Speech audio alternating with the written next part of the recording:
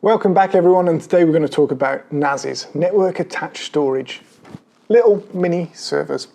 I'm going to take you through my journey from this one to this one quickly, and then I'm going to show you the software onto these and why I really like these for photography and videography.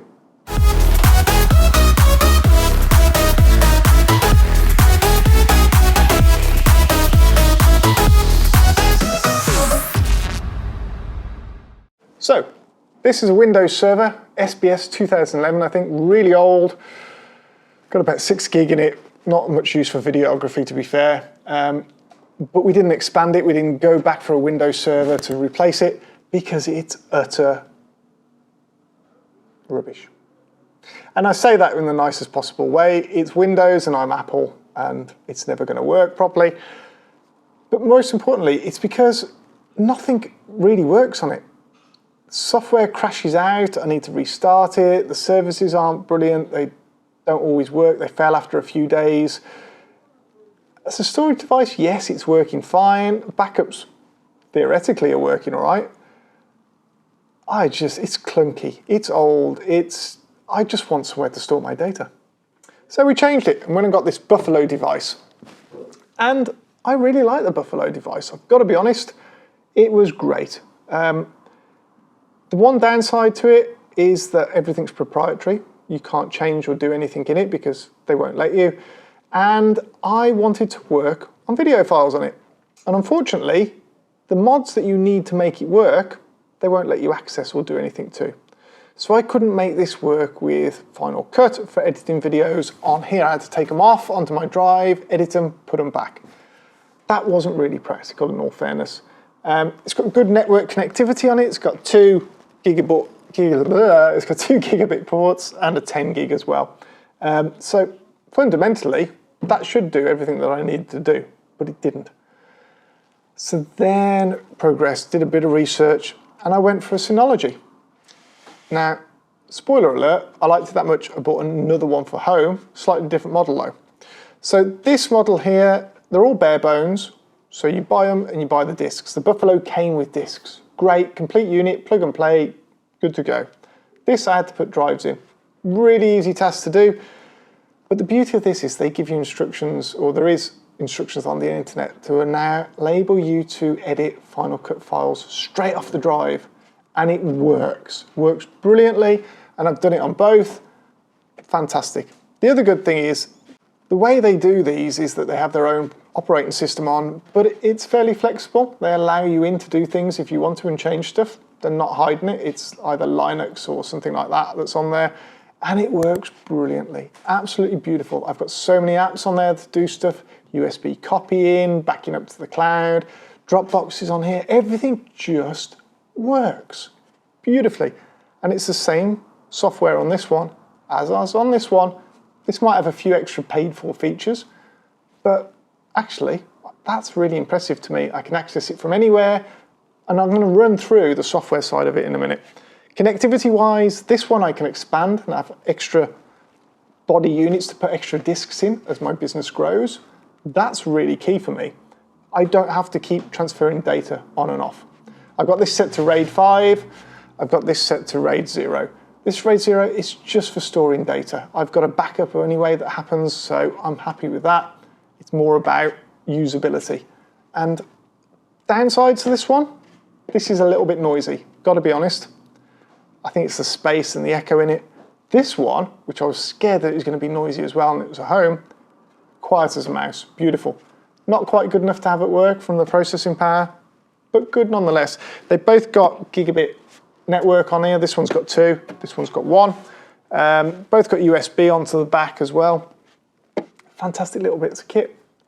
So, spoiler alert, they're the ones, but let's go and have a look at the software now and see why I like this so much. Hope you like it. Okay, so this is the main screen. We've got a little dashboard on the side here that tells me how much storage I've used, how much space is left, whether the system's healthy or not, if there are any issues, and a little resource monitor so I can see how much network traffic or CPU has been used into this. We have these little bits down here, and then we have the main little interface up here. I suppose it's a bit like the little apps in the Mac. probably in Windows, don't know too much. I've dragged the ones onto here that I use, so like control panel, file station, USB copy, don't tend to use that so much now, but I did, and storage manager. Storage manager is where you set this up. Dead easy to set up. I've got this as RAID 0 because I just need it as a continuous drive. I do backups as I go along. I'm not worried about having it as a RAID failover. I want the space. That's what I want. I want to be able to access this stuff. It's old archive stuff, but I quite often dip in and out, nicking bits off it. So hence why it's just RAID 0 into that. You can set everything up. Now I have had it where this has failed because the drive was taken out, support, hopped on, sorted it all out, and that's worth quite a bit, to be fair. Control panel, you can set all sorts of stuff up. You can set different users up if you want. So at work environment, we set this up so everyone's got their own little area, and then we've got shared areas, and that works fantastic. I've actually got Time Machine set up on here as well. So we've got an area dedicated Time Machine. Now I have noticed it's limited at 4 terabytes. Good or bad, take that as you will. It should be enough in theory. But yeah, so I've got Time Machine set up for my Mac at home. I don't have Time Machine set up at work. We've got individual drives for that. And as a company, we have RAID 5 and we don't need the Time Machine on RAID 5. Why would you? What else have we got on here that I really like? File services, onto here, you can choose what you've got. So we've got the SMB share setup, which you need if you're going to use the feature to allow writing and reading on Final Cut on your video drives. We got the AFP format, which I still have on, I still use. I find Apple works really well. NFS, I don't use that, it's not of use to me. FTP, not of use to me. The trivial file transfer protocol, never used it, no use. rsync, that's if you've got another one of these, you can sync the two together so they can back up data between them. Quite useful. Advanced, got Bonjour on so it appears in the Apple directory. Brilliant, absolutely superb. SSDP for Windows Network Discovery and browsers. I keep that on, probably could turn it off. So we've got users, domain if you're going to connect it to the domain. Generally, would you use this if you're a larger company with a proper domain? Maybe, maybe not, I don't know. Maybe I suppose if you've got them on individual workstations, you might. Not particularly something I'd come into. Quick Connect, this is fantastic. So Quick Connect onto here allows you to connect from anywhere via Synology system, which is nice and secure, works brilliantly, determines whether I'm local, whether I'm far away, so I've got access to it, absolutely love it. So easy to set up, and that's key to this. They have been really good in what they've done. External access, you can set things up into here. I don't have anything set up. I'm not particularly interested in external access. Set your network up, your DHCP, so if you want to, it can act as your router if you don't have one. Security, you've got all those bits, themes, so you can customize it. I've left it as is. Task scheduler, so in here we've done stuff so we can empty recycling bins every month. And Smart Task, it checks the drives and stuff into there as well, which is quite nice. External devices, so if I plug in an external drive, I can back up to that, and that's where the USB copy comes into play here, and I can just back up to an external drive. I've stopped doing that at the moment, and the reason I've stopped doing it is because USB copy is not as foolproof in terms of idiot proof. And as I overwrote a drive because I did it the wrong way from the initial setup, I've gone, yeah. I now use a program which is built into this actually as well, called GoodSync, that's here. And I bought that for the Mac, and I think I got 5 licenses with it, and one of the licenses has gone onto this server, and that allows me to do syncing, whether it's updating, mirroring. I can check what's changed before I do it, so I can go, yeah, that looks about right, or no, that's wrong. Let me see what's different. And I prefer that way of doing it. It's a little bit slower because it's over the network as opposed to on the machine. So it depends how much data has changed as to whether you think it's worthwhile doing. Maybe I'll do a separate program on GoodSync, separate video. I quite like it so far at the moment. Updates and restores, checks for updates, current version, it's all fine. Privileges, application portal, all little bits and pieces there. So all is pretty good there, to be fair. And that is the crux of it. I've got to be honest. Packages, you can go and add some packages into here. Some of them are free, some of them are paid for.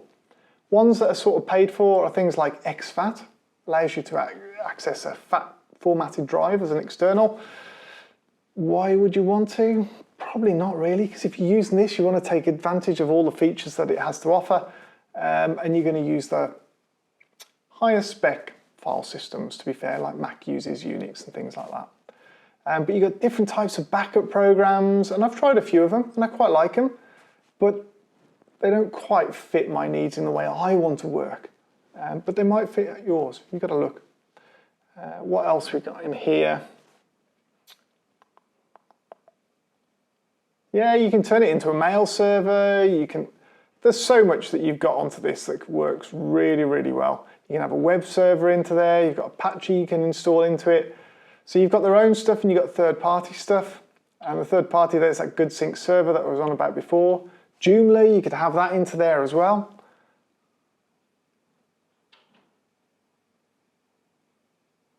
PHP, everything. So there's a hell of a lot here. WordPress, you can have a little WordPress server. There's so much that you can build and build on. It is basically Unix at the end of the day. And a few beta packages, Synology, Office and Drive. I don't use any of that. I'm not interested. It is a file server as far as I'm concerned. But this can be so much more. And it's amazing what you've got into it. Oh, one feature that I actually really like is the cloud sync. And what that enables me to do, if we go to File Station, it shows my structure, is I actually have a share called Dropbox, and that literally syncs it permanently in the background. I don't have the problems I used to have with Windows where it would crash out and play up. This just syncs, and it syncs perfectly. Keeps everything up to date in my Dropbox.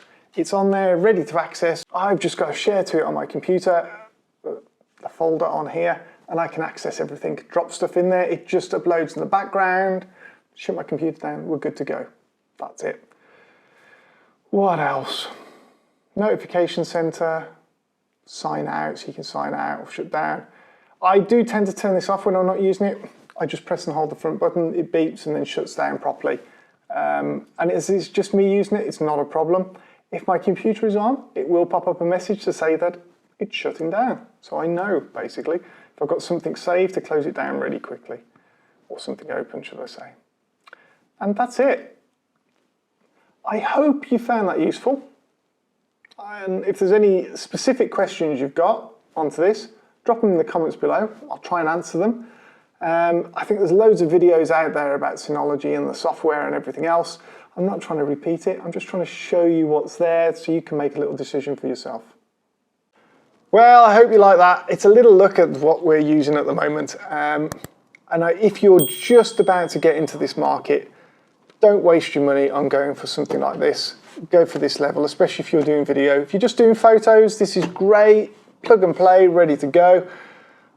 I would advise against any sort of Windows server. I don't even know if they still do them, to be fair, but they're just not usable. Stuff like Linux just keeps going and going and going, which these are all based on. Hope you like looking at that and listening to how my journey went. If you've got any questions, drop them in the comments down below. I'll get back to you and we'll sort out any issues or questions that you've got onto that.